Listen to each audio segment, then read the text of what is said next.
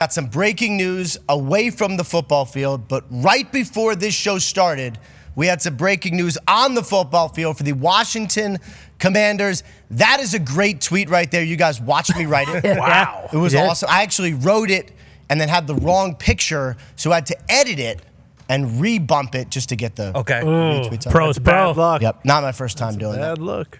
No, it's fine.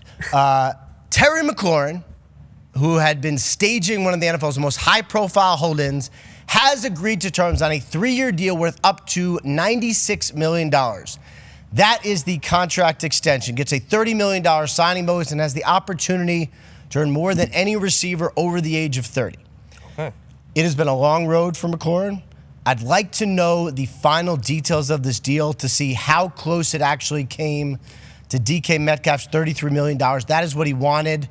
Didn't get to the 33, and I believe the base is going to be lower because 96 is the max. So my guess is it's closer to the $30 million mark than the 32, but it's really nice for Terry McLaurin.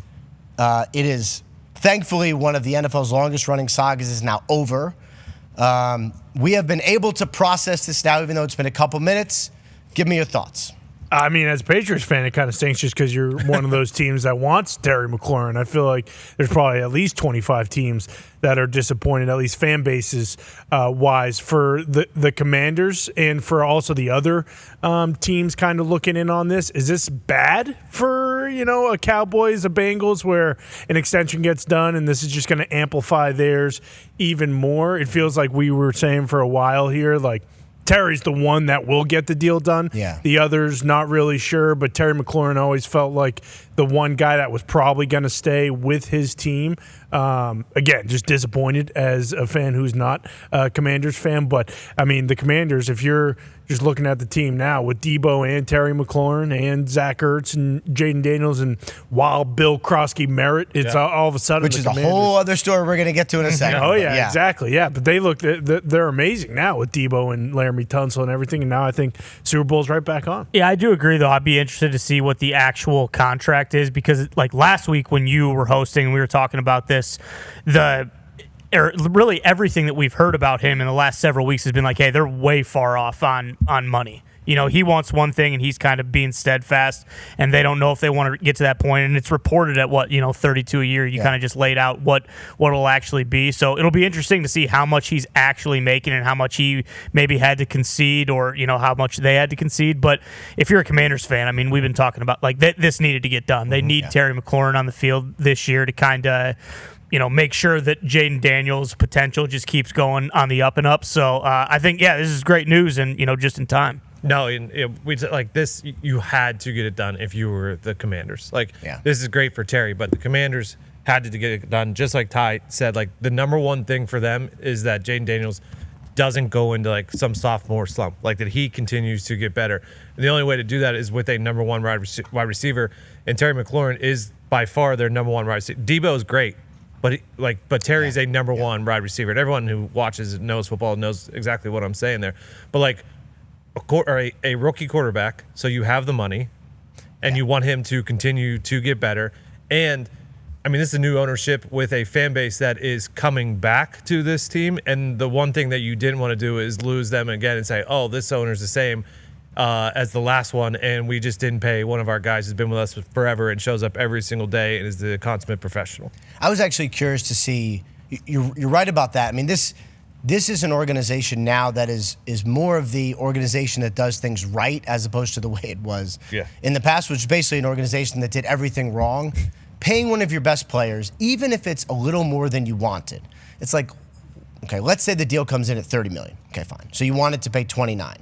All right, so you overpay a little bit for one of your good players. That's fine. I'm really curious to see what the fan base actually ends up thinking about Terry McLaurin, because it got a little not great. Yeah. I think the fans were kind of a little out on him, like some of the antics, and he did what he needed to do to get paid, and I think he should have done that. Mm-hmm. But the fans felt some sort of way about Terry McLaurin during this whole process. I'm curious to see where that goes. Yeah, definitely. No matter what, when it's a big, team or a big contract, fans are going to feel the way they feel during it, but I feel like now that it's done, it's done. Agreed. You know, like fans, Yeah, fans of a team, sure, maybe in the moment when things are getting released of him talking on the sideline during practice and not actually practicing, but because of who Terry is too, like for Washington, you know, you just mentioned how it used to be, everything used to be done terribly, and Terry lived through that, and now he's, you know, on the good team, and I feel like we've said all these things for, you know, the last 4 months with Terry, but it is true. You know, he went through the shit. They finally got a quarterback. They got good. He wants to get paid. To your understanding, what was kind of like, did they ever get a best offer, like a damn near an offer that they were going to from another team? To trade him? Like, was it ever close? Were they ever like tempted with the team? And then I'm assuming you don't know, but should we start looking at contracts like this? Similar to how like Trey Hendrickson's is, where sure he signs a 3-year extension, it's great, but in 2 years there's going to be no money in his last year, and then we're just going to do this again. Yeah, I mean, I would say like there's a reason that players want it front loaded. Now, like Terry McLaurin, this is probably the last contract he signs, so like this is a good one for him. It's 3 years. My guess is he probably wanted a little less, maybe wanted 2 years to have another, but like 3 years is fine. He's going to finish his career with the Commanders probably, but yeah, I mean like when. You know, if you're a really good player, like teams often do not want to give players third contracts. That is when you decide like, all right, we're going to move on or not. If you are good enough to get a third contract, sometimes this fight happens. One helmet guy. I mean, right. And like TJ did it. The Steelers took care of him. Trey Henderson is still going through it, and we'll talk about that. But like to get the real money, the guaranteed money for a third contract, it's like lightning has to strike. And sometimes you got to be the guy who shows up at the car dealership and talks to reporters and says, I'm disappointed in the team. Oh no, what do we got? What do we got? No, I'm just looking at the contract details that are being texted me because everyone wants to know like what are the real numbers. Yeah, the guarantee. Yeah, the guarantee, and then just like what's the base? Like how much does he actually get? But like to get a third contract, you got to go through this, and I think it sucks and it's too bad. And you got to be willing to withstand a lot. Like, it's not for everyone. Some guys sign, like Trey Henderson could have signed with the Bengals and gotten a deal that would have given him a huge bump this year and not a lot guaranteed after, and he wants more. And to do that, he's got to be willing to take the franchise, like getting frustrated and the fan base getting frustrated with him.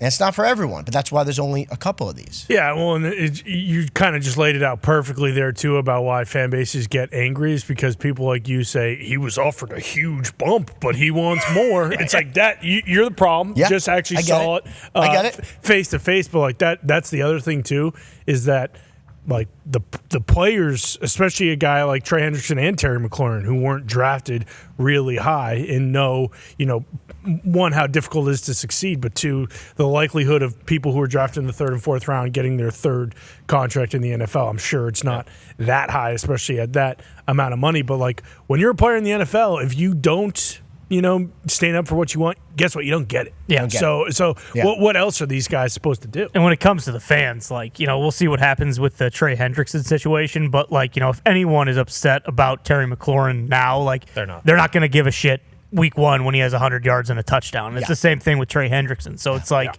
if you're not willing to kind of take a little bit of heat in the middle of the summer when there's nothing else to talk about, and it's just like, oh, this guy's because that stuff always comes around, and we always hear the two sides of the story. And as long as those guys end up performing on the field, which everyone expects them to do because they're two of the best players at their respective positions, then sometimes you have to do this kind of stuff to get a little bit more money. Yeah, usually I feel like fans only hate the player when they're offered basically the same deal and, they still force their way out. Like if Trey Henderson ends up getting traded and signs like a 2-year deal with a bunch of money in this year and not much money next year, then Cincinnati fans will hate him. And like that's when, people will take it as a shot. Like I'm assuming Cincinnati fans, if that were to happen, they would take it as a shot towards like the city itself versus the front office that Trey Henderson's been dealing with. But yeah, it's just nice one of these situations is done, honestly, because we've been talking about Terry, Mike, and Trey for since the draft. So it's nice that one of them finally has a green check next to it. I mean, I'm happy with it. When these situations happen, you end up calling the same people over and over and getting no response. And it's like, finally, then it happens. It's like a big thing. And then you're like, all right. Yeah. What do we do now? Terry McLaurin was one of the best players to come from Ohio State in quite a while. one of the also best players to come from Ohio State, one of the greatest football players who ever lived, a tackling machine, star for the Green Bay Packers, and good friend of ours is also joining us today, AJ Hawk. What's up, AJ? What's going on? Killing it, Rap Sheet. You look good on there, man. I appreciate it. But one question I have for Terry McLaurin. What do you think the numbers looked like, say, 4 weeks ago compared to now? Like, is there a ton of movement when you have these situations? Probably not. And, I think what basically happens is, and, I would say this is similar to the Trey Hendrickson situation, is team gets to a point where they're like, this is around where we'll be. So, like, either take it now or we're just going to spend the next several weeks arguing over a little bit. And what you end up doing is you say, let's just argue. And so, like the Trey Hendrickson deal, he's going to get a probably double or something like that this year, and then more money into the next 2 years. And the argument is over guaranteed money, not overall base. And so that's that argument. That's kind of why they're taking their time and not there yet, if they end up even getting there. For the McLaurin, my guess is it was more like he wanted to get close to $33 million from DK Metcalf. How can we kind of help you get there without guaranteeing, what we want, what we didn't want to do? Like, how can we help you and not take money away from us, right? And so what they did was probably up the incentives and say, if you earn it, you are able to make $32 million. Like, that's kind of how they bridge the gap.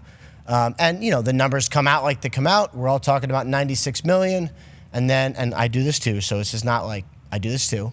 And then the real numbers will come out, and we'll be like, oh, by the way, here's the base. But if you're McLaurin and you say like I'm worth $32 million, there's nothing wrong with the Commanders going like, okay, go earn it, like for us, but go earn it. What's that guarantee going to look like here on this one, Rap Sheet? What's the range? I mean, I would imagine it's going to be more than half. Like, probably what this is he's guaranteed this year, which he was obviously already going to play this year, guaranteed next year, and then a little bit guaranteed the following year. So what this probably does is lock McLaurin in for at least 2026, which is some security, and probably 2027. At that point, he'll be like 33 years old, and then they'll have to pay the quarterback. Yeah. And, like, you guys hit on it. Like, this is why you do you do these deals now. You pay as much money, and this is why you can pay Bobby Wagner like $12 million. Most teams don't have $12 million for a off-the-ball linebacker who's a veteran, great leader. But when you have Jaden Daniels on a rookie deal, you can do that. Ertz got paid. He's a tackling machine, Rap Sheet. He's an absolute tackling machine, though. Don't be slandering him in the middle there. That guy's been doing it forever, Bobby Wagner. AJ, if there's one thing that the people know that I love, it's tackling machines. Now, you are my favorite tackling machine. That's you, Age. You're my favorite crew person. What? Yes. Rower. Oh, yeah. Emac rower. Yeah, it's one of the nicest things I've ever. Yeah.